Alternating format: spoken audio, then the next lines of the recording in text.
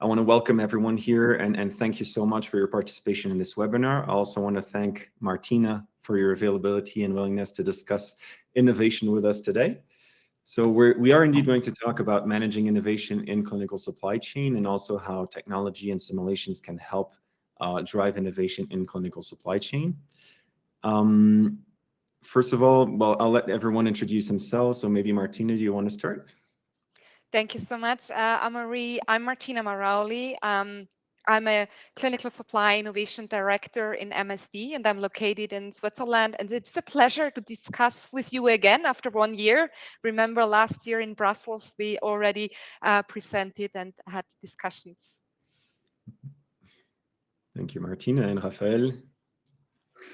So hello, I'm Rafael Robbins. I'm a consultant, senior consultant at Inside for about 4 years, and really using simulations every day to optimize projects, outstanding project and strategic projects for our customers. And I'm Emery. I'm going to be the moderator of today's webinar. I'm a strategy advisor with Inside, currently located in Bogota.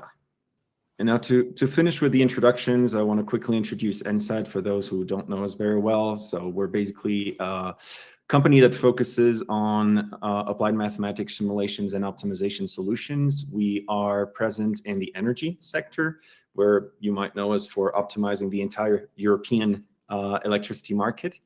But we are also, of course, very present in clinical trial supply chain, where we have simulation and optimization solutions that have been offered. And we're actually celebrating our 25th anniversary this year. So that's 25 years of trying to build a sustainable world by empowering companies with decision-making solutions. And for today's agenda, we're actually going to start with a discussion with Martina. We're going to talk a little bit about innovation. It's not every day that we have someone whose role is to work on innovation. So I think we're going to take advantage of that and ask you some questions, Martina, to understand a little bit more what it entails and how it works. And then in the second half of the webinar, we're going to discuss how technology can support innovation and discuss a very concrete business case that we worked on with Martina around digital labeling. So if we're ready, we can start right away with the discussion. So thanks again, Martina, for joining us today. And maybe we'll start very quickly. An introduction to you, your career, your story with innovation. I mean, what do you want to tell us about that? Yeah, thank you so much, Amaury.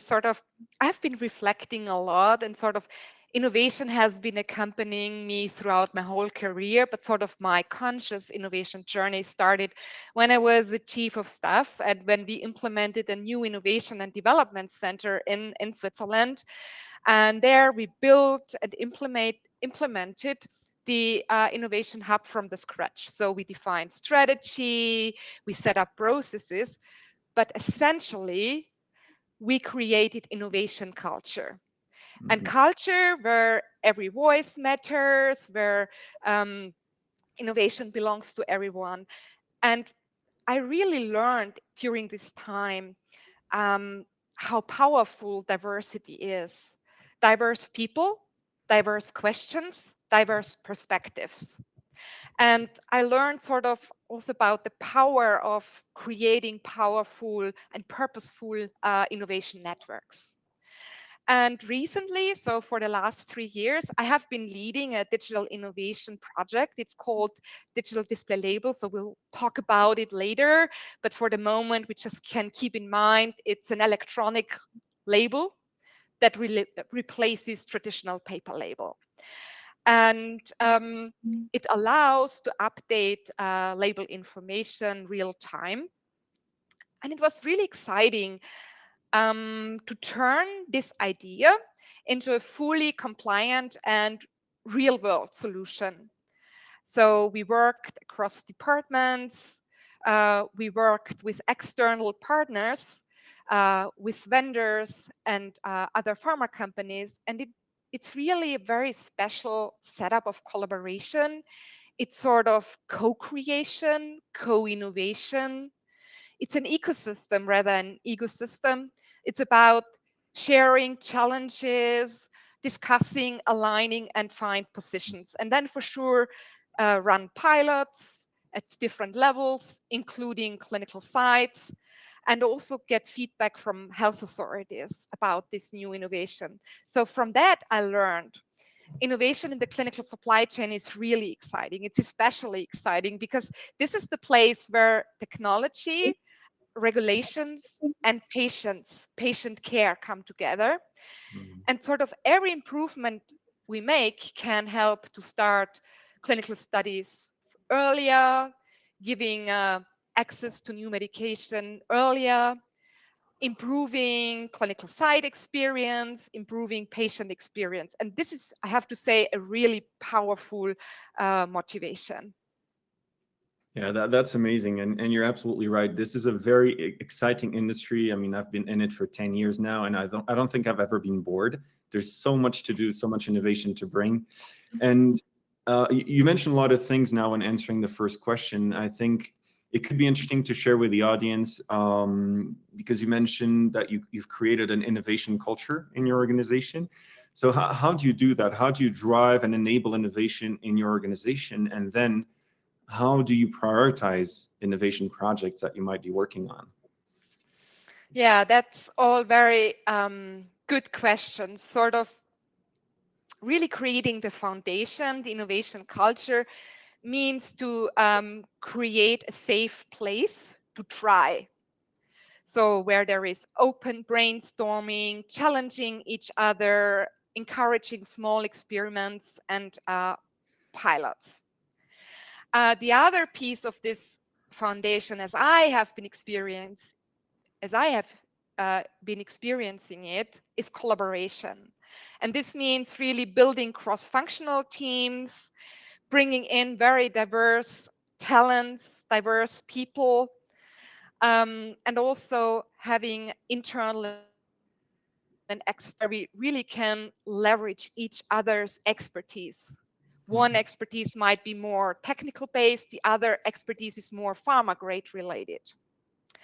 And the third anchor I've been experiencing, which probably sounds a little bit odd in innovation, but is very helpful to still have some structure, sort of having a roadmap over a few years, defining stage gates, defining governance, which really allows to track and socialize the progress and risks and keep the leaders and sponsors engaged so that everyone feels it's meaningful what's being done. And also what we have been concretely learning is this early alignment with regulatory and quality teams. So we have been collaborating with regulatory and quality teams early on. And so we could build in their inputs into our innovation design. And also at some point, we could involve health authorities and ask for informal feedback. And this really, I think this helps to avoid compliance issues later on. Mhm. And it really builds on each other's expertise, and especially when it comes to innovation like the digital display labeling, which is a pioneering innovation where there is no references out there, no guidelines out there, no fundamentals out there. Everything has to be built from the scratch. And Anne-Marie, you were asking me also for the prioritization. So for prioritization, what we first of all look at is the value potential. So will the digital innovation, will it save costs? Will it improve experience for clinical sites and patients? And then for sure, also the strategic fit is a key consideration, right? Does it support enterprise goals like if digitalization of the supply chain and you are coming with a digital innovation project, it moves up the list. And one learning from my innovation leadership is there's one important question to ask before even going with a business case to a capital review committee. It's really asking sponsors, do you want MSD like or any other company? Do you want to be a first mover or a follower? And Mm. really do then a final decision based on that. That's really interesting. I mean, you mentioned a lot of interesting points there too. The fact that you have to collaborate with a lot of teams, the fact that on this DDL project, you had to really start from scratch because nothing existed in the past, that you had to also ensure the compliance of the digital labels. This really sounds like an end-to-end project. You really have to handle it from the conception to almost the implementation of it. And especially here, as you mentioned, we're talking about digital innovation. So it's not a classical kind of innovation. We're talking about, technology. Do you want to tell us a little bit more about these end-to-end innovation projects, digital innovation projects? Absolutely. So really end-to-end means taking an idea from concept to a GXP compliant minimum viable product, basically. And it can go beyond that. So it's not just building a prototype, it's making something working in real world. And so these steps include demonstrating the technical feasibility of a digital innovation. And this might occur in iterations because we learn, we adjust. Also, it's about having a look at the IT ecosystem. So like ERP system. Can this digital innovation be integrated into this existing into this IT ecosystem to even broader adopt this digital innovation in a broader sense? Then it's about running pilots at the technical levels with different users in different areas, getting real world feedback, building it into the design, and also asking patients and healthcare professionals and learn from them and build it all into the design updates of an innovation. Then it's about, I'm repeating myself, but it's really important to ensure compliance and regulatory approval. And then there's one other very interesting facet. Digital innovation means we need to create new processes. And this is about people. So with that, we have learned to involve business and colleagues from the different business areas that are going to adopt this innovation in future, to involve them in the brainstorming, in the definition, and in the implementation of a process, so that trainings can be set up well, that roles can be set up well, and that it's at the end of the day a customized solution the business is happy with. So it's really about people and also the right organizational change management here. And once all of these steps have brought us to a minimum viable product, it comes to the next challenge. And this is about planning for scale and sustainability. So it's a full journey from idea to business as usual. And sort of even then, innovation continues because the technology usually advances. So software versions come up, software enhancements coming up, etc. Well, that sounds like a lot. And as you've been doing this for a couple of years now, I'm guessing it must have been a lot of fun and a very diverse job and experience. And makes me think of basically if you had to structure it and kind of give a recommendation to the audience today, what would be the steps and methodologies to handle such an innovation project?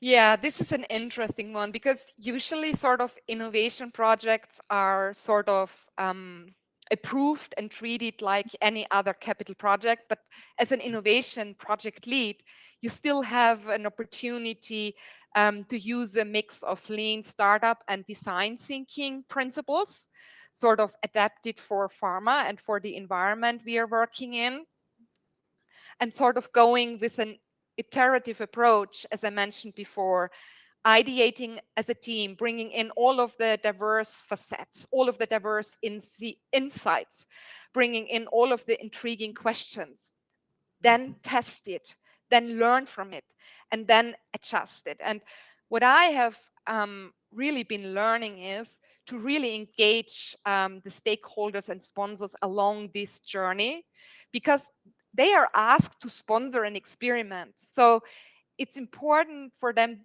to be actively engaged, so that they understand that their continuous sponsorship is of value and they can sort of help to steer the project.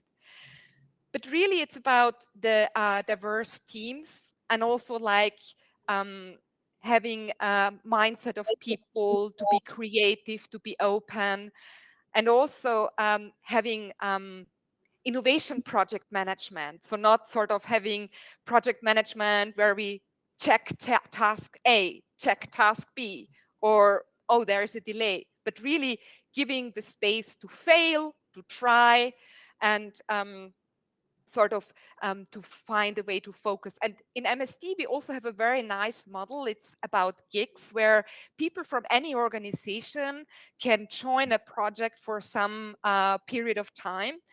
And we had really great gigs. Like I even had a behavioral scientist, which was so helpful for the organizational change management. And sort of in this setup, we did continuous collaborative brainstorming. We learned to improve and to intensify this even over time, asking for continuous feedback, asking the team for feedback, asking stakeholders and sponsors for feedback, and users, and really build this in and adjust. So this is what I really like about innovation, this dynamic of innovation. And then, as I mentioned before, to have this clearly defined roadmap that's also endorsed by a sponsor, and which allows the team to focus on the right things at the right times. And also then to have defined stage gates where stakeholders and sponsors can assess the accomplishments and the risks probably, and can sort of define to continue, to adjust, or even to stop. So this is really a lot of proactivity, even in a structured setup. So, but it allows to be in contact with the right stakeholders at the right time. And as I mentioned before, the organizational change management, understanding the concerns, the challenges, the gaps, the awareness from each and every stakeholder and sponsors, having interviews with them, developing measures and mitigations and specific communication channels has been very helpful in my experience. And then it's about fostering the external ecosystem. I think we have learned a lot sort of from this specific innovation related collaboration with vendors and pharma companies. But I think there is more opportunity in terms of the external ecosystem to better define even roles, like who is an orchestrator, who is a complementer, who is a partner in the ecosystem, and define KPIs. So I feel there is more power to define it.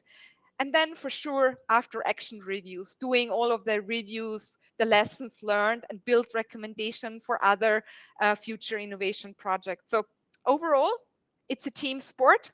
And these tools, this is what we have figured out as a team, and helped us to stay creative and focused, actually. I feel all of that would be worth having a training on. Like you should create a training on innovation in clinical supply chain for everyone to follow.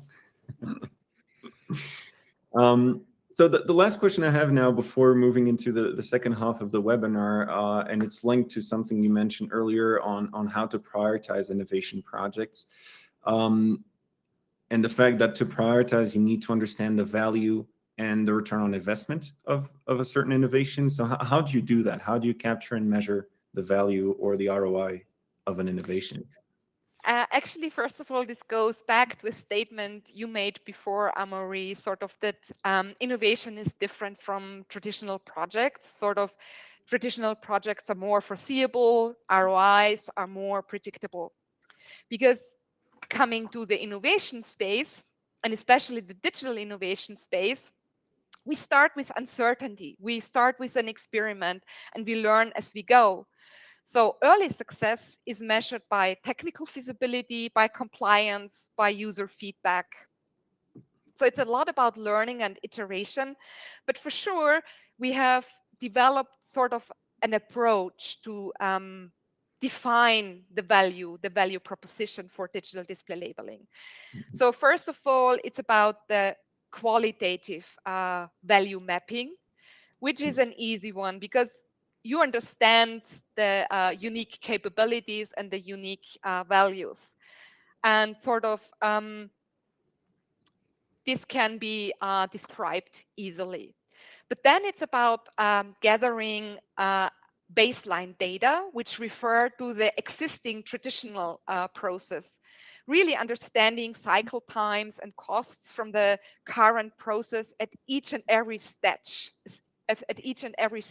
I should say, so that we can leverage this to measure future improvements. And as we have seen also in the collaboration with you, this requires a lot of conversation, but it really allows for very in-depth insights. And in the next step, we use digital twins to simulate representative clinical studies, sort of really starting with real business inputs in terms of cost and cycle times along the whole supply chain, and sort of simulated. And this was the first time where we got a quantification of those qualitative values we had defined before. So this is really very helpful because it's sort of an indicator. At the same time, we realize it's not validated. So because validation can only occur with a real clinical study, with a real full life cycle. And this allows, again, the application of digital twin. So when it comes then to the definition of ROI, it means it includes all of the new costs that occur due to this new innovation, like it's new materials that are needed, new processes that are needed, resulting in new costs. But it's also about cost savings. And this is really tough for digital innovation, especially in the MVP phase, and it requires a good understanding of the clinical supply chain. Like it requires a good understanding, how is the drug utilized throughout the process up to its actual usage or up to its potential discard. And what's very important, and this is also what McKinsey is mentioning for digital innovation, what's really key is sort of this cost avoidance. Cost avoidance due to having automated processes, having automated checks, which help us to simplify processes, which help us to reduce errors. This is key, but sort of how to quantify, right? And a big learning for me here is, again, coming back to the situation and to present a business case to a capital review committee, it's very important also to have some agreement with finance, how to do a P&L, how to do an NPV calculation. So, for example, can we include a discount factor that factors in the innovation, which is uncertainty, which is phased learning?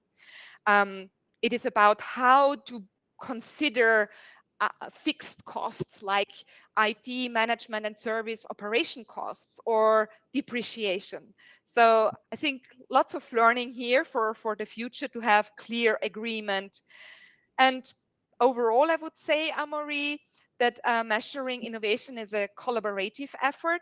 So it's about working with all of the business experts, with finance, business analytics, the quality teams to get the right data and refine and reconfirm the business case.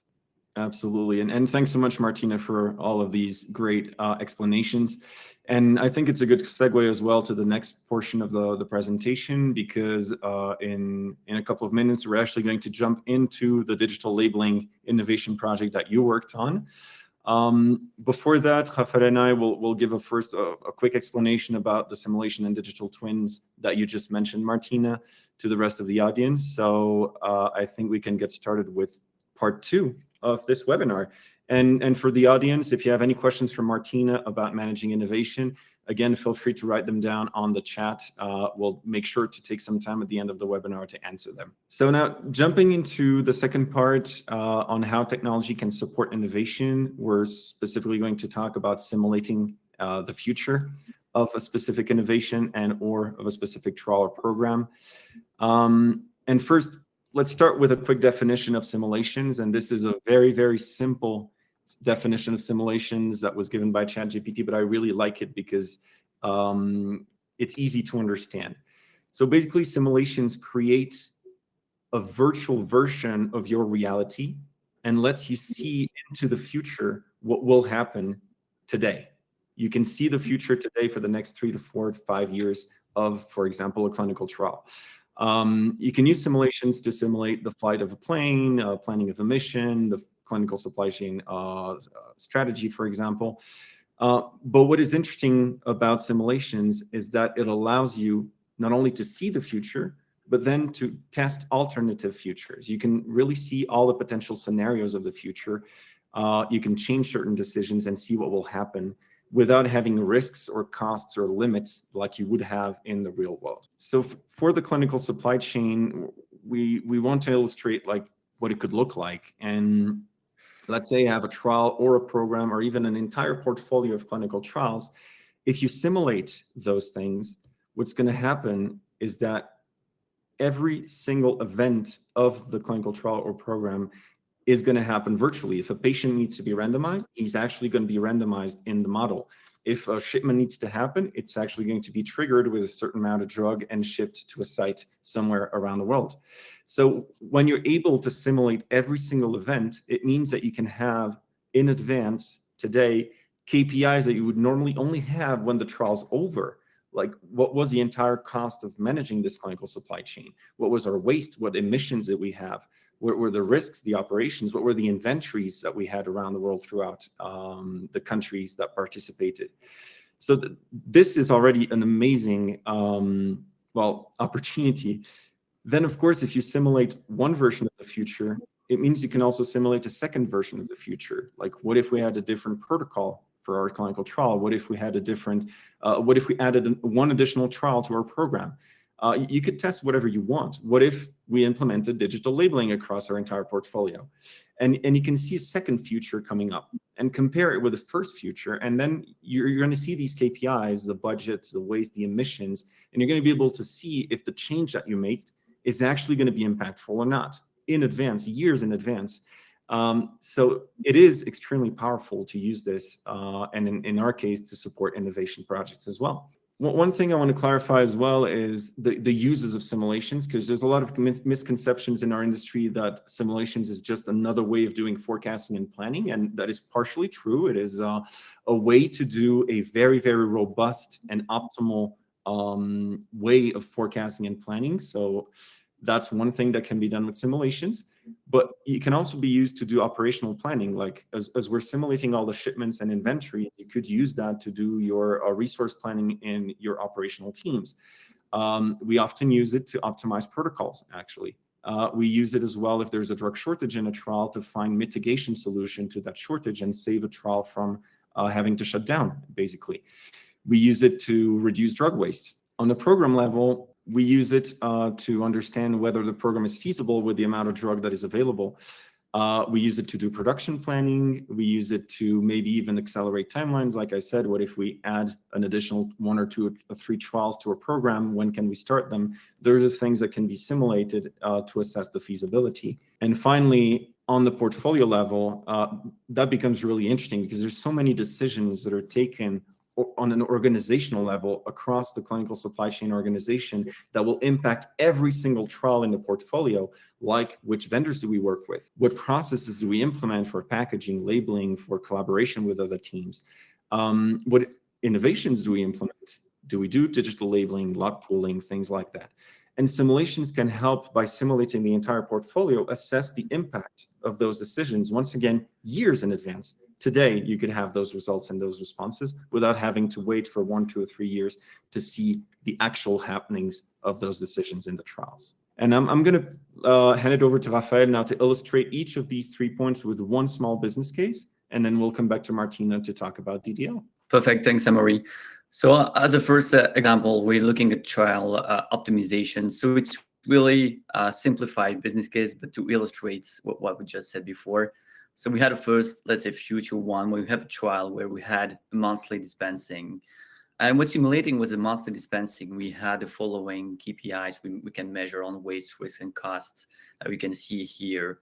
Then we say, okay, we had this idea about what if we just had one visit after the randomizations, 2 weeks after the randomization? What's the impact on the KPIs? So in this future two, we have a waste that we use to 20%, so risk that is mitigated and cost that is reduced by 25 million euros.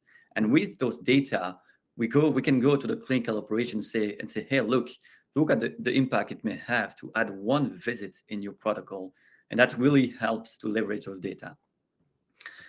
Now, the next example is rather around a program. So we have a program with 10,000 of patients. And let's say in the future one, so the initial setup where we have standard supply processes with stability, release frequency that are the one often used by the company. And then we also have some limited manufacturing capacity. On and on, we have a program overage around 80% and costs around 200 million euros. Now we have this alternative future where we think about how to reduce the pressure on the manufacturing, how we could maybe be a bit, let's say, bold and see how we can update stability planning and production frequency to have it maybe more frequent, to have better stability, shelf life earlier. Then at each indoor trial, but also on the manufacturing, we're able to save some waste at each of these. And then we can reduce the total overage of the program from 80 to 38%, so almost 50% of reduction. And then reduce the cost by 50 million and the number of kids by almost 1 million. So that's interesting. But more interestingly, so what can we do with that? Because thanks to this, we still have this manufacturing capacity we've had, but we have been able to feed some capacity. So what to do with that? Then we can definitely come up with new ideas. Like, what if we can add some trials to the program, like trial 6, 7 on top of the 5 other ones, or accelerate one trials? Saying, okay, on that program, on the trial with many participants, let's increase the number of sites. Or even say, okay, those trials, I can start them earlier because I have freed some capacity. And that things we can use simulations to see the impact and the possibility to have this alternative future. Then the last example is, let's go even a little bit up in the organization, looking at the portfolio or organization optimization. We have the first future with this situation as it is today. The company has 52 trials over 12 programs. Then they are planning for next year to release like 236,000 kits next year, with the amount you see in terms of shipments and the cost for the supply chain. Again, the idea here is to say, okay, how can we maybe reduce that, or can we optimize this?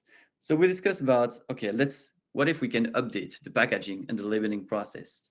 For all the kits? No, not for all the kits. That wouldn't be feasible. So let's select kits that have a shelf life of less than 15 months. And then go back to the vendor and negotiate to reduce those lead times.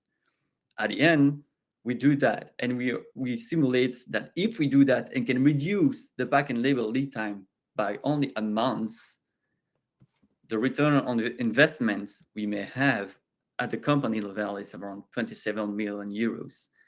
And that's only like, again, it's not, the decision has not been taken yet. It's just to see, okay, if we are able to do that, to push for that and to go to the vendor and to negotiate, we know already what the impact it can be after. So that's really how we see simulation. It's a powerful tool that gives you data in order to discuss about all third parties you have in the company, clinical operations, CMC, financial, or also your vendor. And that's how simulations can be powerful and help you.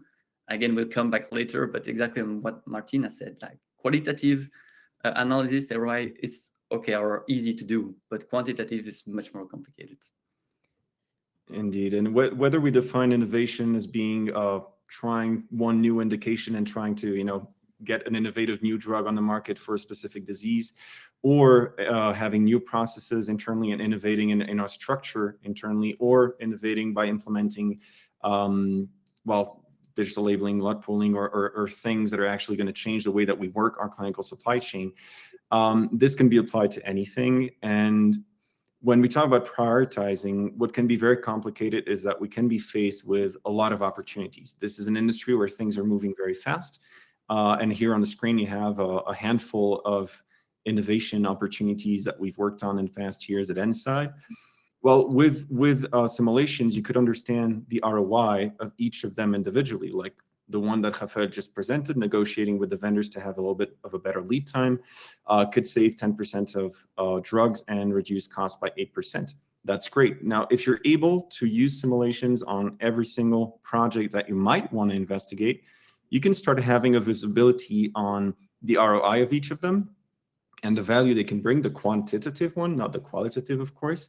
But it can already help support two things. First one, well, understanding which ones we want to invest our resources in short term, but also justify to our leadership why we're doing this and how much money potentially we could save. And I think it is a good time now to make it more concrete, because this was all theory until now. I'll hand it over back to Martina to discuss the actual digital labeling project. So thank you very much, Amaury and Rafael. I'm directly going into the digital display labeling, which is considered as a fully electronic label to replace traditional paper labels in clinical trials. And actually, when considering the clinical supply chain, there is a clear evolution occurring, sort of the evolution regarding costs, volumes, and personalization of clinical supply products and investigational medicinal products, and also the clear trend of transitioning from paper to digital. And digital display labeling is a response to the labeling element of the clinical supply chain to make labeling and label information flexible, agile, and also have the opportunity of late-stage customization, literally speaking, before the last minute of administration a dose to a patient.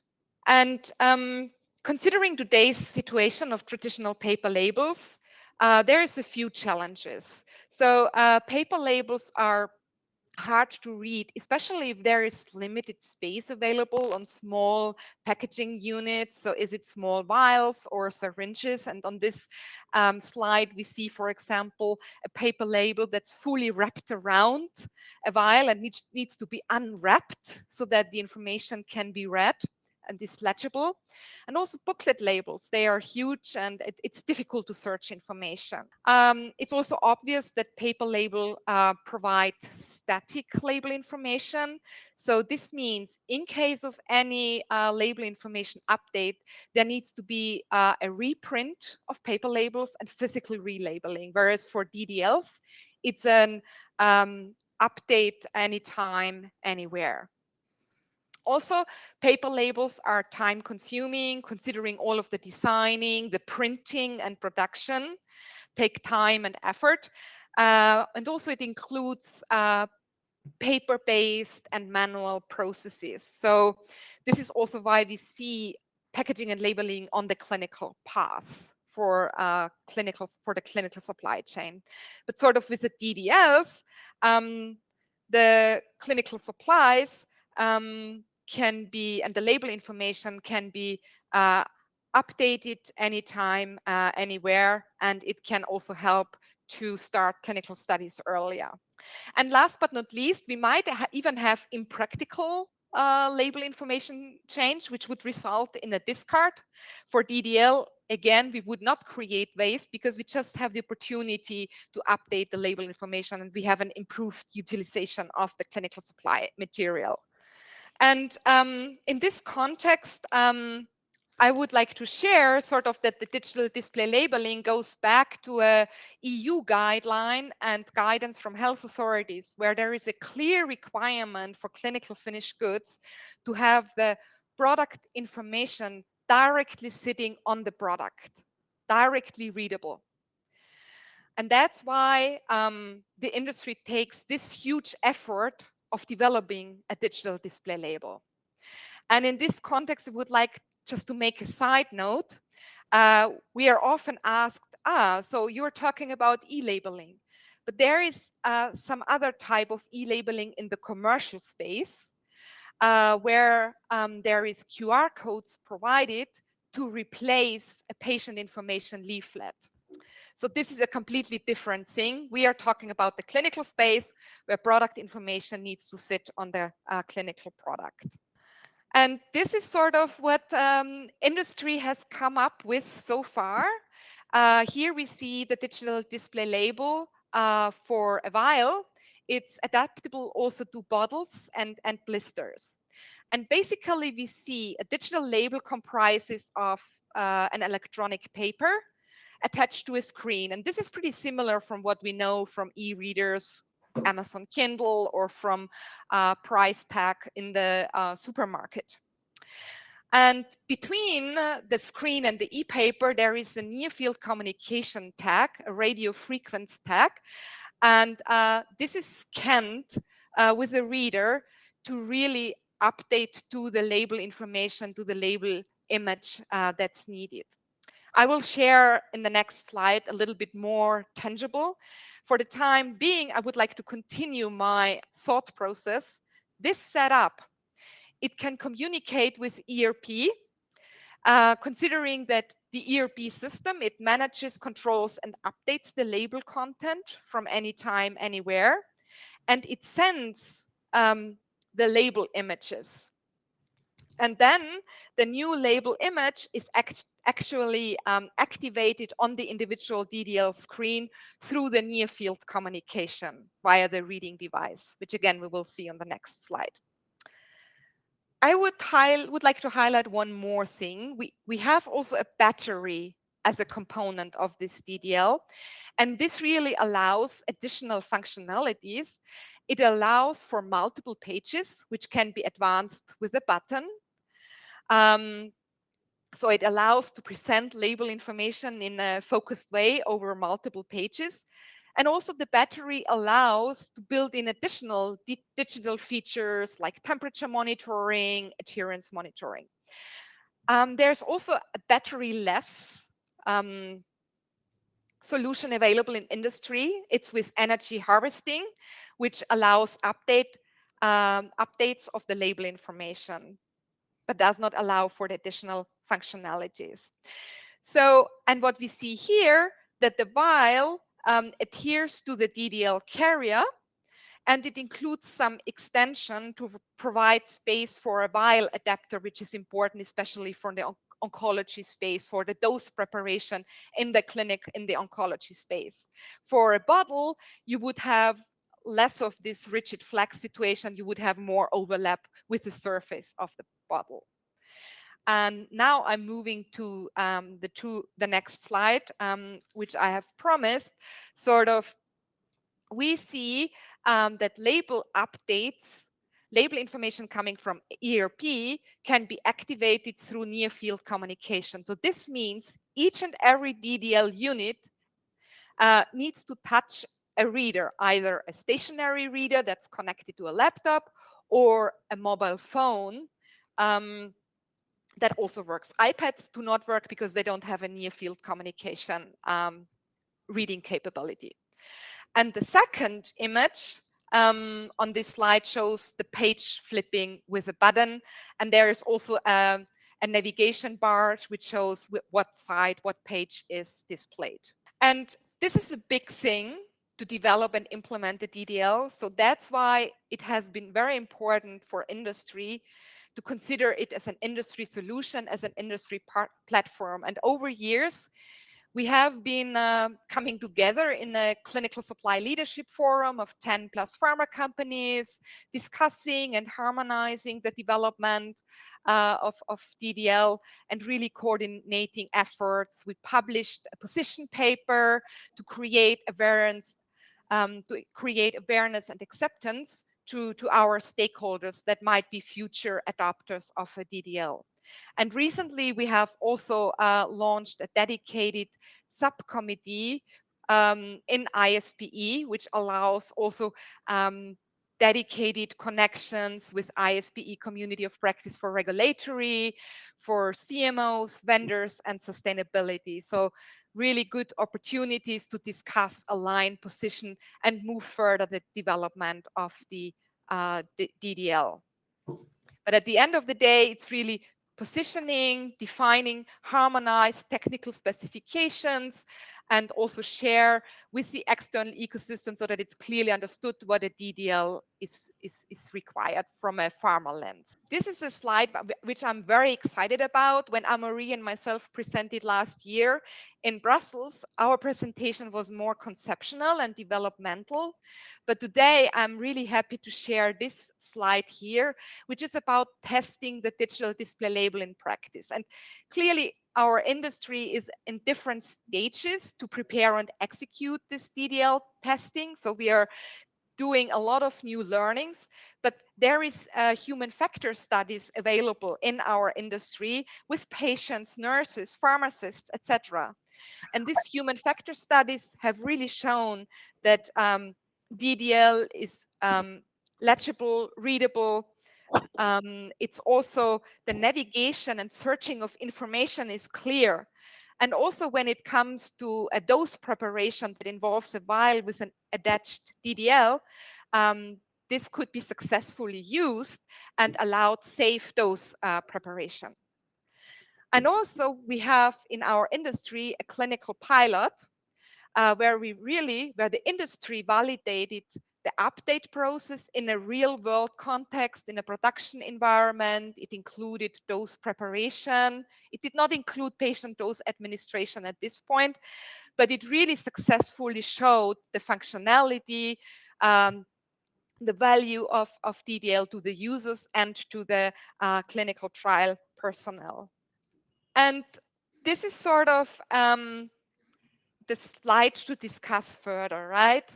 So it's very clear what the unique capabilities of DDLs are. It's the easy and on-demand content updates. It's the update of expiry date, protocol number, language, even in a sealed package or a sealed container.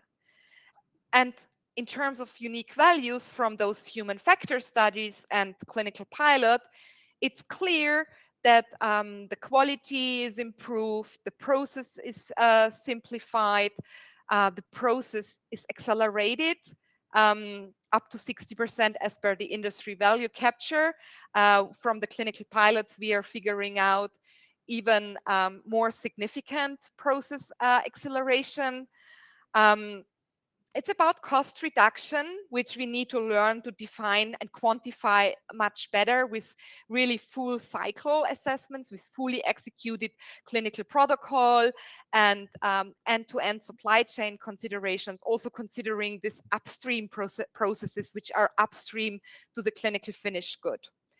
And it's about the sustainability and really about the industry harmonization, the industry access to this type of solution and the utilization. And with that, I hand over to Anne-Marie for further elaborating from tangible experience. Yeah, thank you very much, Martina. And indeed, I mean, in the next part, Rafael is going to discuss how we use simulations to understand the impact of digital labeling on a dummy program. So Rafael, take it over. Yes, indeed, definitely. We try to support Martina on defining the ROI on a dummy trial, and took a lot of time understanding all the benefits of the DDL and all impact it has on different costs, different processes at MSD. So challenging to collect all the hypotheses we've had to use for the program. But when we did that, the idea was to compare the program using paper label versus DDL. And if you're looking to this operational KPIs, so number of kits being released, all KPIs linked to shipments, wastage, we see that this is beneficial for this program because we've had automated expiry extension and removal of the label groups. If we now look to, let's say, more financial KPIs, then it's more interesting because the picture is not black and white, and it might be, the answer might be depending on one program over another. But here on that program, we had definitely a reduction the trial supply costs, and thanks to the waste reduction, reducing the number of packages to be released, and on the VAT. But on the other hand, we've had an increase of the distribution costs, labeling costs, and destruction, or let's say recycle the labels. So there, the question about whether beneficial is the DDL, yes, and there is no yes or no question. It has to be checked based on the characteristic of the program, of the trials, and can it be extrapolated to the entire company? Probably not. So that was a part of the conclusion we've had with Martina, but still interesting to see how it can be beneficial, still depending on the program. But we did go even a little bit further. We know that we've had the first two results on purple and green are the results I just shared above. We also know that DDL, we could do also pooling at depots, still with paper label as well. But we go even a little bit further, simulating what if we can, thanks to DDL, have pooling up to the sites, because we have this resupplying like in a click or in a day, every day, anytime, anywhere, which may allow this in the future. So this is not, health authorities are not okay to do so now because the technology didn't exist. But what if it's in the future? We know that it can be really beneficial because reducing the source drugs and reducing the number of side shipments. Yeah, we even simulated a change in regulations there. Yeah, so basically for anyone in the room here who was interested about digital labeling, as you see, it can be quite impactful, a reduction of 20% of costs on this program specifically. It needs to be analyzed per program and per trial, of course, but there are very serious advantages to implementing it for sure. And now for the take-home messages, well, basically, if you want to use technologies to support innovation, where simulations can help is mainly on return on investment and impact assessments. So you can basically see the potential ROI of an innovation today instead of having to wait for a proof of concept to happen for the next couple of years. So basically, you can make decisions right now. You can also understand applications, like Rafael was explaining. Some trials programs might benefit most from the innovation and others not. So where do we implement it? And then prioritizing the initiatives. So if we're looking at multiple initiatives or innovations, we could understand, thanks to simulations, which ones might be worth implementing first. Quantitatively, of course, there's still all the qualitative work that needs to be done on the side that cannot be simulated, unfortunately. And I think that's it for today. We're going to have some time for Q&A. And before we do that, I want to thank again, Martina, for your time today and participation. It was really great to have you. Thank you. And we will use the last 5 minutes for Q&As. I think there's definitely one for you, Martina, from Paul. The fact that DDL has been spoken about for many years, but there's always been regulatory challenges. What are your experiences there? That's a very good question. And the industry is learning. We have to consider two facets. On the one hand, it's the country and regional health authorities that support the use of DDLs in a clinical study. And the industry has had quite some informal follow-up and feedback from those health authorities. And there was positive feedback about it. So the benefits was realized, and really they have been very strictly referring to demonstrating the benefits to patients. And the other facet in terms of health authorities is those country and regional health authorities that support, at the end of the day, clinical supply operations that allow clinical sites to use DDL for packaging and labeling process. And here we have experienced that also there is interest from health authorities, and they really might ask for inspections of the respective site. But overall, very positive feedback, and it's really important that we as an industry collaborate together, align our narratives and messages, and have further interactions and learn together. Great, thanks, Martina. I hope, Paul, that this answers your question. The next one is from Alexander. I guess I can answer that one. Is there an opportunity to model forecast how many more patients can be treated or how much sooner studies can be started due to the innovation implementation? It is linked to, I think, the second business case that Rafael presented earlier. We can really understand the impact that an innovation or a decision has on the amount of drug that is required to conduct a clinical trial. So if we're in a situation where there's a drug shortage or limitations in our manufacturing capacity, then yes, it is very easy afterwards to simulate accelerated timelines, an increase in the number of patients on certain trials, the start of new indications 1 or 2 years earlier, because, well, at the beginning we thought we didn't have enough drug to start in this year. So there's a lot of opportunities to do that for sure. We just got another question from Pamela here. What other areas of clinical supply see real tangible opportunities for innovation? Generally speaking, are we still planning, strategizing, and executing clinical supply in the same ways that we did 2 decades ago? So Martina, good question for you. What other areas can we see opportunity for innovation in? Yeah, this is a very good question. Sort of, for sure, it's the classical answer. First of all, AI and advanced analytics to make supply chains smarter, and really figuring out AI use cases. We have also figured out AI use cases for DDL, by the way. And then sort of the other vision is towards decentralized trials, really having patients receiving trial medications at their home or local pharmacists, and not the need to travel to a clinical site. So this can really empower patients. This can really improve patient experience, but this will require completely new ways of working and new strategies to achieve this step.